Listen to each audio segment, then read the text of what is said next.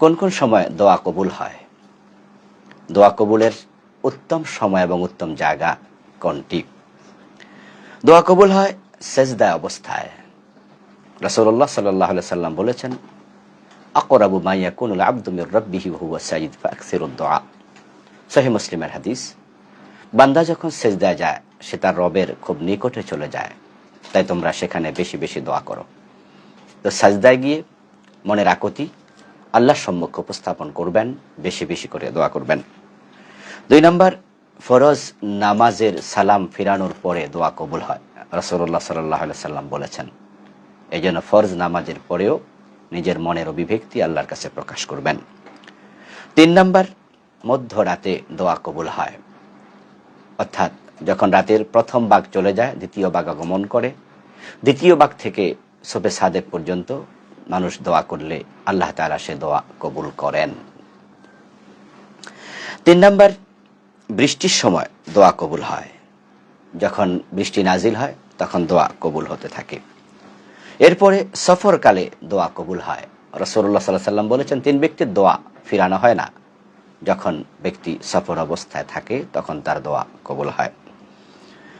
অসুস্থ অবস্থায় দোয়া কবুল হয়। রাসূলুল্লাহ সাল্লাল্লাহু আলাইহি ওয়াসাল্লাম যখন কোনো অসুস্থ মানুষকে দেখতে যেতেন তার জন্য তিনি দোয়া করতেন এবং তার কাছে তিনি নিজে দোয়া চাইতেন। দুরূদ শরীফ পড়ার পরে দোয়া কবুল হয়। দুরূদ শরীফ পড়ে আল্লাহর কাছে দোয়া করবেন।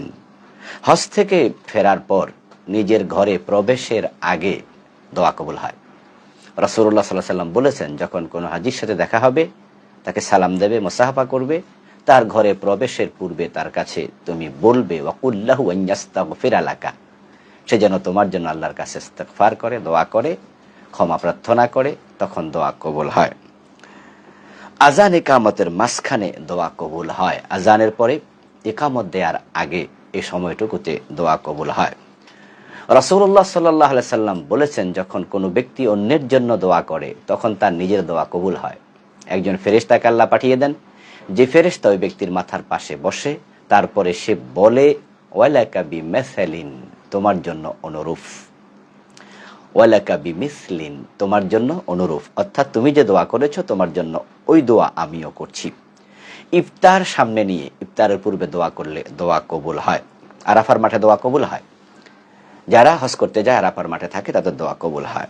জুমার দিন আসরের পর মাগরিবের পূর্বে একটি সময় আছে যখন দোয়া করলে আল্লাহ ব্যক্তির দোয়া ফিরিয়ে দেন না, তখন দোয়া কবুল হয়।